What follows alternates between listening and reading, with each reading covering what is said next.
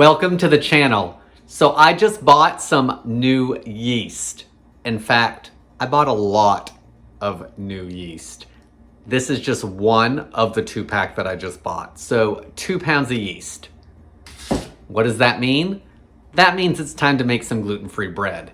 In fact, let's make this loaf of gluten-free bread. Hear that crust? I'm super excited to cut into this and give it a try, but first I'm gonna show you how to make it. I'm Jamie with SavorySaver. I share gluten-free recipes, tips, tricks, and resources to make your gluten-free lifestyle easier. So please consider hitting subscribe and let's get to baking. So before we get mixing up our bread dough and get that started, let's go over the recipe a little bit. So it is from the website, the Loopy Whisk. I have made one of her recipes before, I think. Love the way she lays out her recipe with the instructions are easy to follow, ingredients are easy to find, and she gives both weight and volume measurements. So today I am baking by weight, but don't worry, all the ingredients in weight and volume will be listed below in the description, as well as any ingredients that you may have trouble finding. She uses all individual gluten-free flours, but nothing is difficult to find either in your grocery stores or online. It's 3 pages of instructions and recipes, but again, don't let that intimidate you. They're very easy to follow. She also does really good with leaving tips. And one of the things I really like about Kat and her website is that she explains how to use things like xanthan gum and psyllium husk, and what she likes to do in regards to if she's making her own recipe on how much of those she uses depending on how many of the flours she's using. So if you like to get into the science of things, like I would like one day to be able to bring you guys recipes that I have developed myself and not necessarily someone else's, then it's a great website to look at. She also has a cookbook available if you want to look into that. Okay, enough chatting about the recipe, so let's make this gluten-free bread. So the first thing that we need to do is we need to actually make our psyllium husk gel. This is one thing that Kat does that lots of other recipes I look at do not. She actually takes her water, she hydrates her psyllium husk into the water, and then moves forward with the recipe. So I've got 360 grams of lukewarm water. It's about 100 degrees or so, and it's about 1.5 cups of water if you're looking for those volumes. And to that, I'm going to add 17 grams of psyllium husk powder. And Kat uses whole or rough psyllium husk, but she does adjust the amount down when you're using powder. So let's give that a stir. She says after 30 to 45 seconds, this will turn into a gel. So I'm gonna try to break it up just a little more. And then we're gonna get our dry ingredients together. You can already see how thick that's getting already, and I haven't done hardly anything to it. So let's put this to the side and let's get our dry stuff together. So I am gonna be using the KitchenAid to make this dough. She does say you can do it by hand. I'm gonna do it a little faster with the KitchenAid. You are gonna need your dough hook attachment. So to the bowl of the mixer, let's get our dry ingredients in there. All right, these ingredients are by weight, and the 3 gluten-free flours that I'm using are all Bob's Red Mill. So remember, gluten-free flours are all a little different, even from type of flour to type of flour. So you may get different results depending on what you're using, or you may get different results because you're a better baker than I am too. So don't forget that part. Okay, to the bowl, 145 grams of tapioca starch, 145 grams of millet flour, 50 grams of sorghum flour. I'm also going to add a tablespoon or 15 grams of granulated sugar, 1.5 teaspoons or 8 grams of salt. I'm gonna whisk everything now, and that's because I'm getting ready to add my yeast, and I just want that salt mixed in so it's not too close to the yeast, or all of it's not on top of the yeast, because that can affect your results.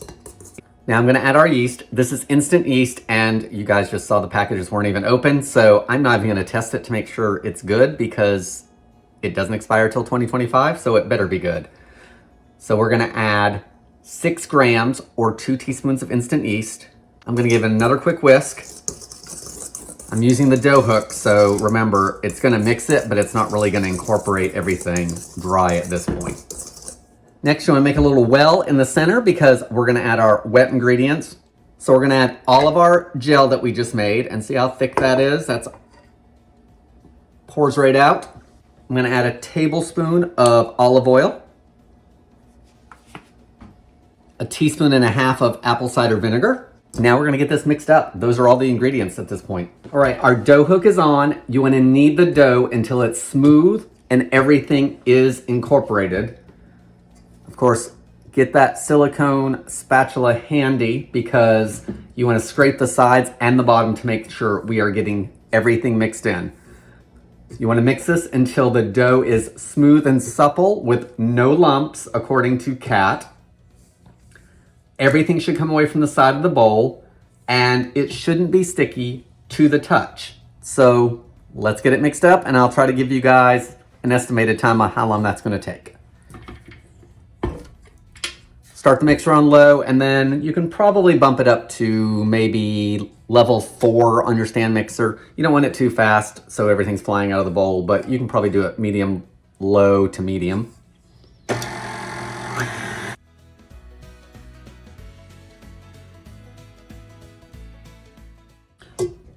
All right, guys, we're about 2 minutes in and it has really come together nicely. It's not smooth yet, but it's looking really good. So let's raise it up and just give everything a good mix from the bottom. Yeah, I've still got some dry flour in there, so let's give everything a turn.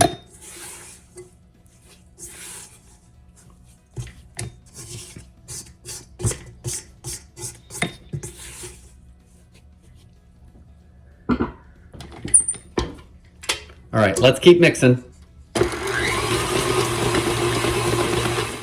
So the dough has been kneading for about 7 minutes or so. It is pulling away from the side of the bowl still, and Kat says it should not be sticky when touched gently. So I don't have hardly anything on my fingers. If you are kneading this by hand, she does say that it will stick to your hands as you're kneading it. So you don't want to add any more flour to it at this point, and I'm getting minimal sticking. Since it's pulling away from the sides of the bowl and we're getting that effect at the end, I would say this is ready to keep moving forward. So I've put the dough on my baking mat. I like using this because it keeps the counter a little cleaner and this is non-stick. I've also put a little bit of gluten-free flour down. She says to lightly do this because we don't want to incorporate too much of it into the dough. I'm just using brown rice. She suggests millet flour, but she says you can use other flours as well. So I'm using brown rice because it's a little more cost effective than the millet flour. Millet flour is a little more expensive sometimes. It does say to roll it out. We'll see if it sticks for me at this point because this is where I usually have issues. We're gonna roll it into a rectangle. You want it about 11 inches long by 7 or 8 inches wide. So let's see how we do with that. Not getting much sticking. I think I'm gonna take my band off just in case. One less place for it to stick. Let's get to rolling.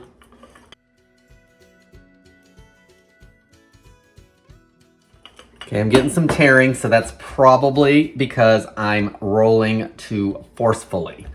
So I'm gonna lighten up on my rolling. So let's roll a little more gently. All right, I know I should be using this guideline, but I've got the measuring tape. We are at 11 perfectly by 8. That will not happen on this channel again, that I actually roll it out basically by looking at it and it's the right size. I'm not the best roller.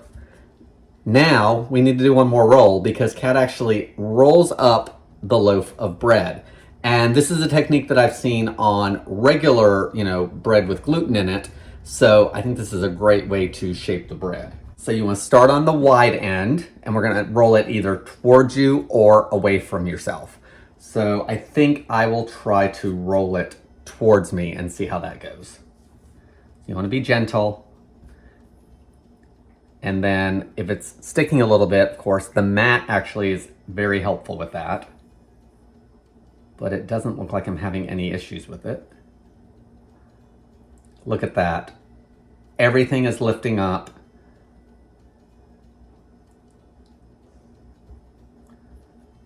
And it's now the loaf shape that I need. Now I'm gonna roll it totally over because I'm gonna pinch the seams together. And it does seem like it is sticking together, so that's good. And then we'll make sure that the seam is down.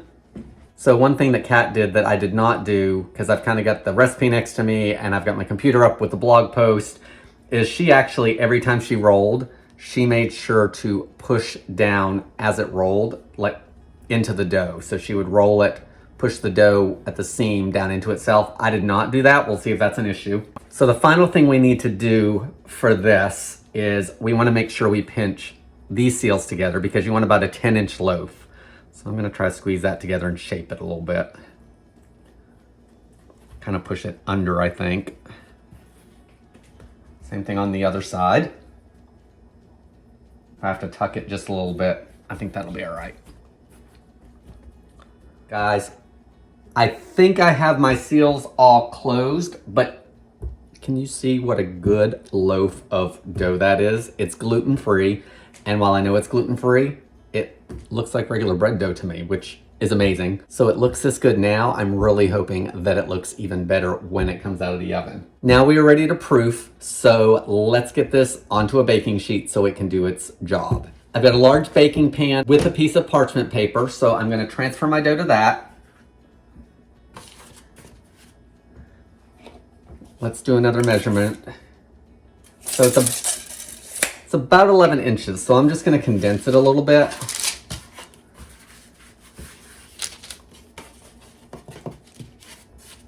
Now that it's on the pan, we need to get this proofed. So I'm gonna cover it lightly with plastic wrap. Kat does not say you need to use a greased piece of plastic, and I agree, this dough is not sticky, so I don't think we're gonna have any sticking issues. We just wanna make sure the dough doesn't dry out. Okay, you wanna proof this in a warm spot, of course, and I usually use my oven for this. So it's gonna take about an hour, but I need to preheat the oven as well. So I'm gonna give the rise a jump start because my kitchen is cool. So I'm gonna put it into an oven that was set at its lowest preheating setting for about a minute or so. I turned it off, so it's a nice warm place without drafts. So I'm gonna pop it in the oven for probably 30 minutes. Then I'm gonna take it out and proof it the rest of the time on my counter because I'm gonna have to preheat the oven. So I'm gonna let this proof, and then once I bring it out to the counter for the remainder of the proofing time, I will show you what we're gonna do to prepare the oven. For baking this, Kat says you can either use a pan like this, or you can use a heavy duty baking sheet that gets heated in the oven, or a baking steel. So I may switch this to the pizza stone and bake it on that because it'll give you a little more spring and it's gonna make that crust a little crispier. So I may do that. I'll think about that while it proofs and we'll go from there.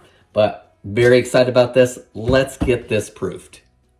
The first 30 minutes of our rise is just about up and I am very excited. I just peeked in the oven door and am very impressed. I can see the rise, which I can't always see in gluten-free items. So I'm very excited about this. I have decided I am gonna use my pizza stone, but don't worry, Kat says you still get a great loaf of bread, even if you do it on the baking sheet. So let's get the oven ready and then we're gonna finish our rise time. All right, so here's the rise. I don't know if you guys can see. The light's a little bright, but I can definitely see that it's increased in size. So I'm just gonna leave it on the counter at this point because I need to preheat my oven. Now let's get you down to the oven so you can see how you need to set this up. All right, so the oven here. So Kat is doing some steam with this bread, and that's a great tip because a lot of times it helps that crust crisp up and it gives a little bit of moisture in the oven. So I'm gonna do it with this. I usually use a broiler pan and I'm excited about this instead because then I can take it out after for it to cool, and my broiler pan always gets gross, and hopefully with this I won't even notice it. So I'm gonna put this in the bottom. I've got that on the lowest shelf in the oven. This other one I keep my oven rack in the middle most of the time. She says to go low with it, so we're gonna do low middle.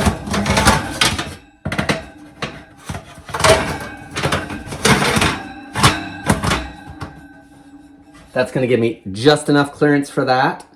And I'm gonna put my pizza stone in because I am gonna use it on this. All right, now it's time to preheat the oven. Kat actually uses 2 temperatures for this. She starts it at 425, and then when we put the bread in, we're gonna drop it down to 400. So let's get it preheated to 425. It is gonna be about a half-hour oven preheat because we really want the oven to be nice and hot when that bread goes in it, so it'll start baking. So I'm gonna put the oven to 425, set a 30-minute timer. We've got 2 quick things we need to do to the bread dough just before we put it in the oven. So let's jump ahead, get that done, and get this baked. This gluten-free white bread dough is definitely doubled in size. So let's get it finished up prep-wise and get it baked. So let's see if it's stuck to the plastic wrap. Peeled off perfect, so that's great. I am gonna try to transfer it to a pizza screen because I'm gonna bake it directly on the pizza stone. So let's see how bad this is.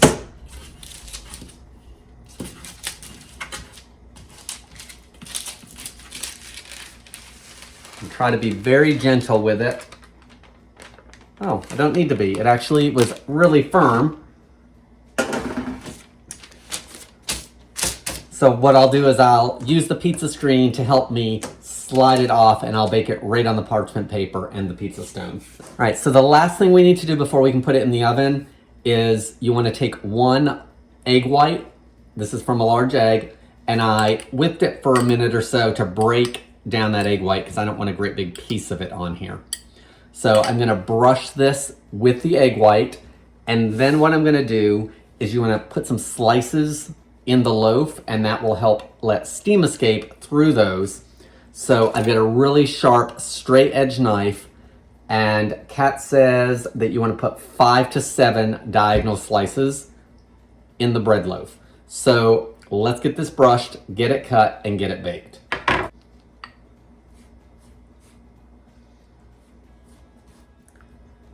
Make sure you get all the way around, all the way down to the bottom of the bread.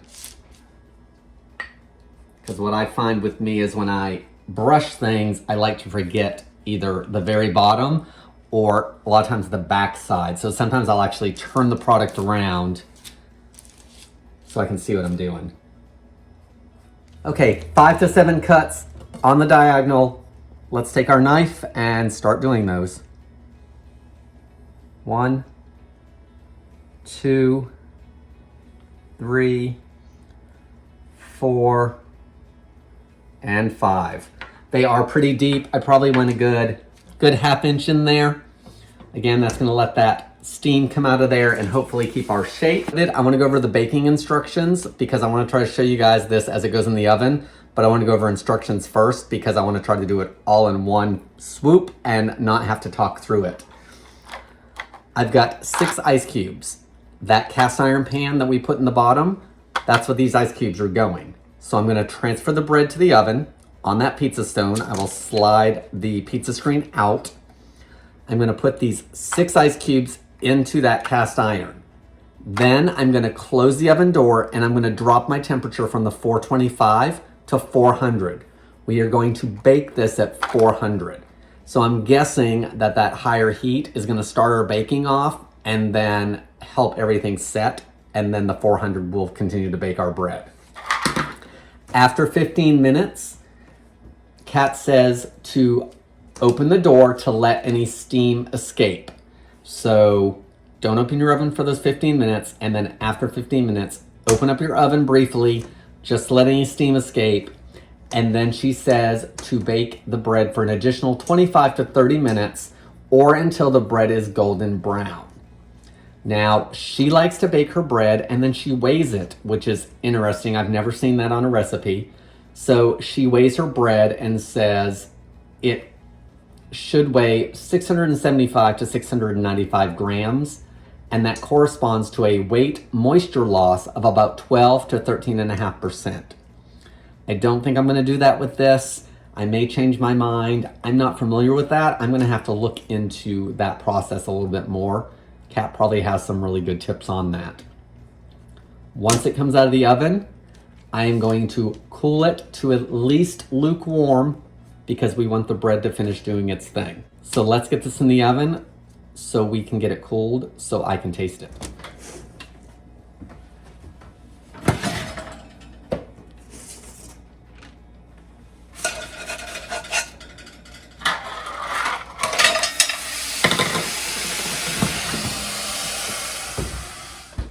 My timer is just about ready to go off for the first 15 minutes of the bake time. So I'm gonna open the oven, take out that cast iron pan, close the oven back up, and bake the bread for another 25 to 30 minutes until it's golden. Once it's cooled down, we're gonna try this out. Here is our finished bread. It is super golden.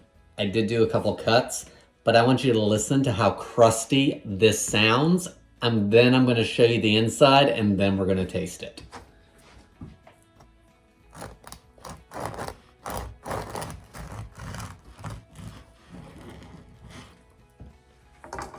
It's crusty on the outside. It's soft on the inside. This is what it looks like. Look at that crumb. Look at that bend. Let's try this gluten-free white bread. Can you believe the way that bread looks on the inside?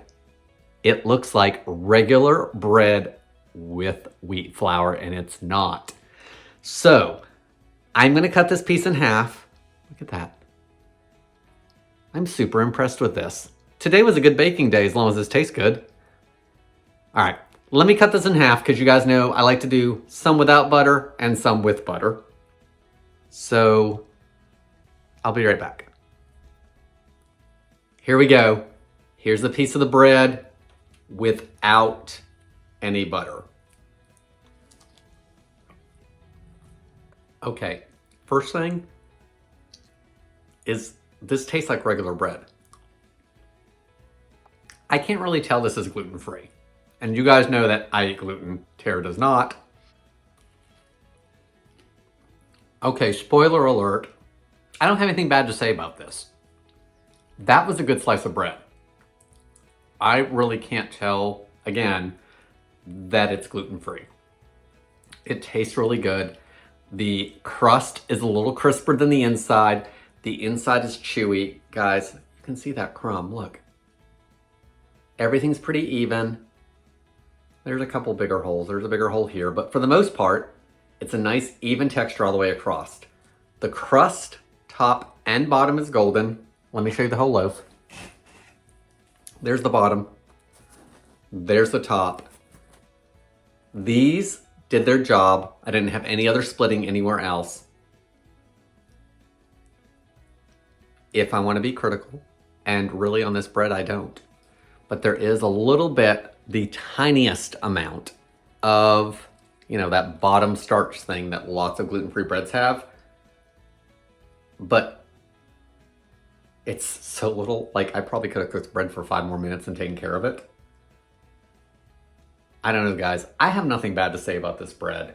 This recipe was really easy to work with. You guys know that I like to complain because stuff sticks all over the place. So if you watch any of my videos, that's usually my biggest complaint with gluten-free bread, doughs, and stuff like that. I didn't have that problem with this. The instructions are easy to follow. The ingredients are easy to find. The tips alone on do this instead of this or swap out this for that. Great written recipe from Kat over at the Loopy Whisk. Let's go over the storage because Kat, with all her great tips, also tells us how to store it. She says this bread keeps for 3 to 4 days. So let's not even talk about it drying out in the morning. You should get 3 or 4 days out of this. She says to store it in a bread box, a paper bag, or wrapped in a clean dish towel in a cool, dry place. After that, she does recommend toasting it. So looks like you might have a sandwich bread on hand. I totally think this would be great for a sandwich. I can't speak for the next day or so on how fast it's going to dry out. I can tell you, two of my viewers, you know who you are, Brenda, Racer Girl. If you're watching this, I know you two girls are going to run over to Costco and get yourself 2 loaves of bread at Costco. Totally okay with me, because I appreciate all the feedback you guys are always giving me. And I know you don't like to do bread recipes. It's fine. I'm fine with that. I love y'all. Thank you for watching. Tara is probably going to make me bake this bread. She's probably going to have a sandwich with it. It is sandwich quality. I don't know what else to say about this bread. I'm very excited about this. Guys, that's all I have on this video. Ingredients are listed below. A link to Kat's full recipe is listed below. I've got a list of ingredients and tools that you may need. You can find the flours down below, as well as if you want to look into getting a pizza screen or a pizza stone. I use a pizza stone a lot, more so even now than I ever did when I was baking with gluten. I will find Kat's cookbook below if you want to look at that. It's been out for a while, so this recipe is probably not in there. But if the rest of her bread recipes speak like this one, then it may be one worth getting. Guys, I want to thank you so much for watching as always. I appreciate it. Please come back and see the next video because I hope to see you then.